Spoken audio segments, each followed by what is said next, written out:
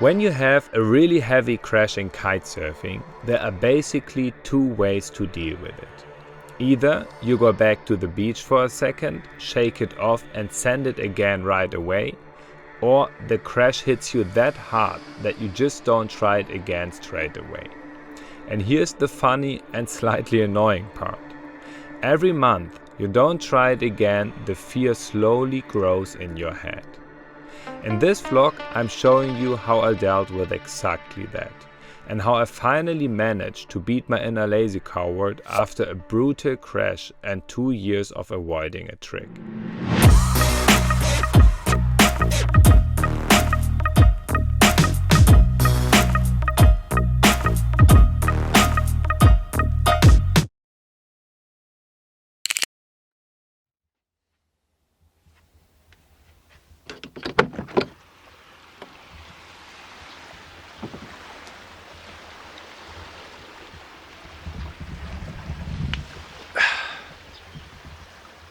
Welcome back to the vlog.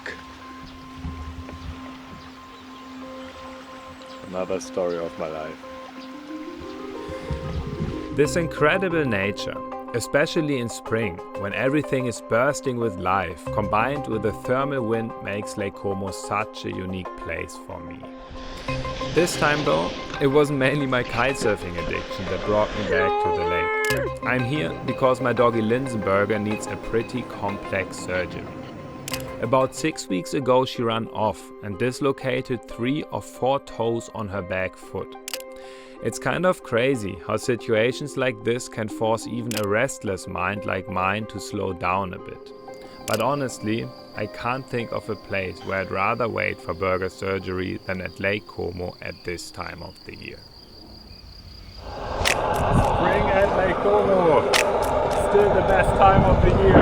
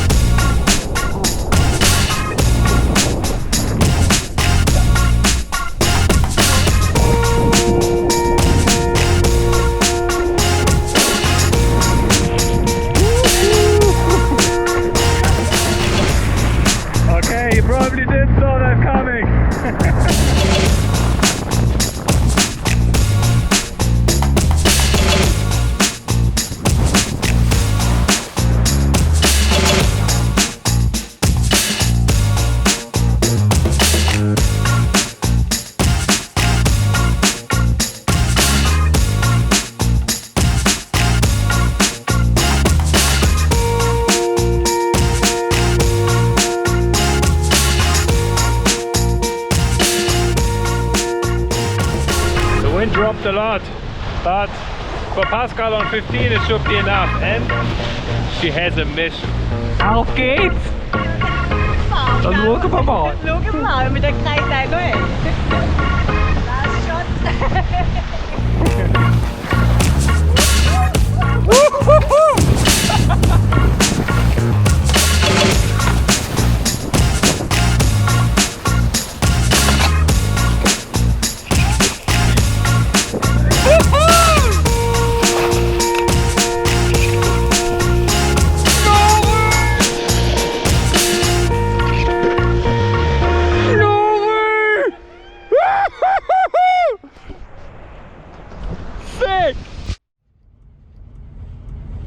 So my friends, I just picked up Linsenberger. This is pretty much how the current situation looks like, and she's not a big fan of operations.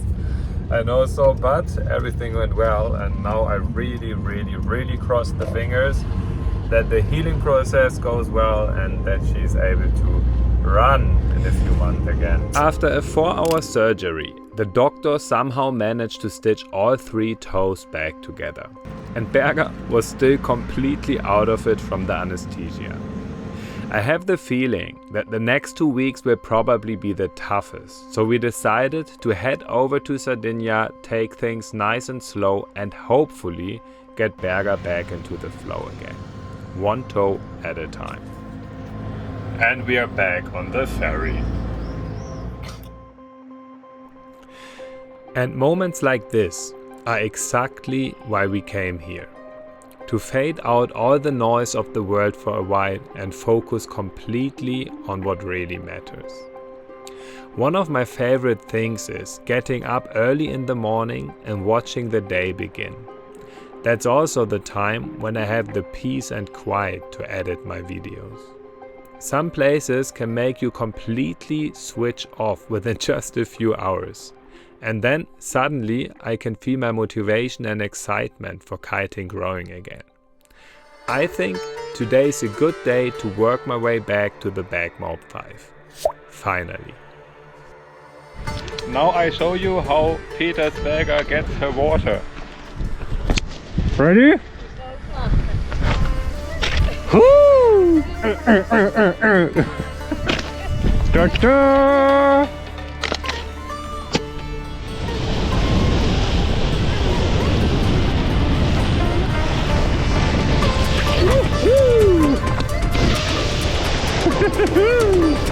Nice! Good. Stalling, it's stalling, and it's up again! So good to be back!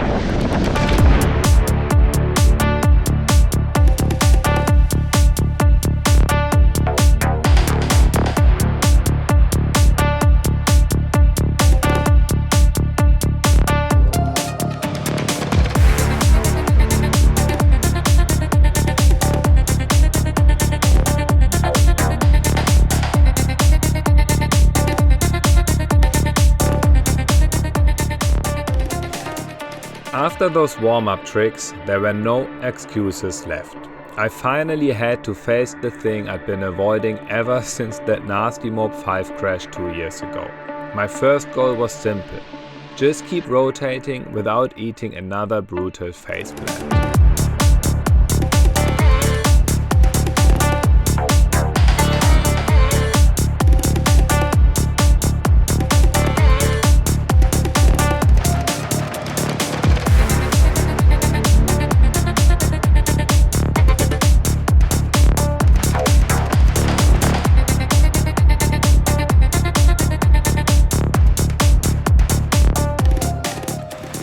After what felt like 100 back mobs, I still couldn't get the bar close enough to my hip. And I started getting frustrated. The nasty thing about the Beholz 5 is that you basically have to fit 900 degrees of rotation into a really low trick. And the last 180 degrees happen after the handle pass. That means I need to pass the bar in a way that it doesn't affect my rotation. The best way to do that is to take off in a way that makes the kite slack really early. The timing of the slack depends on how much you ride downwind before edging. That's the tricky part. Every little bit more downwind you ride before the trick has to be balanced out by edging longer during the takeoff. Putting all that together at the same time feels almost impossible right now, but giving up is not an option.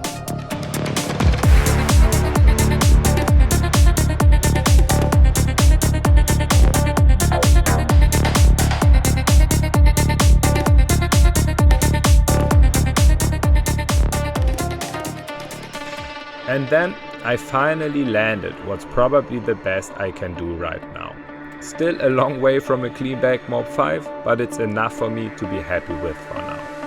What I was missing were a few more centimeters of height to land it cleanly, which isn't easy because the kite needs to stay very low. That feeling of finally trying the trick again after a 2-year mental block is just incredible. And that's exactly what this is all about. But right now, my body definitely needs a break first. So, my friends, one last view over Punta Tretu. And then it's time to leave this beautiful place together with Linsenberger. She's recovering very well again. And yeah, we had an amazing time here. Didn't land my Beholz 5 clean, but still I got back to really trying it and pushing it. And yeah, I think now it's just a question of a few more tries until I will finally nail it. And yeah, now we are heading very far north to the Netherlands actually, and I'm really looking forward to this. It's been a very long time since I was there for the last time, and yeah, I literally can't wait to go back to the Netherlands and hopefully spend an amazing time over there. As always, together with my doggy Linsenberger. Lindsay, ready? Are we ready for the travel? Yes, of course. Let's go!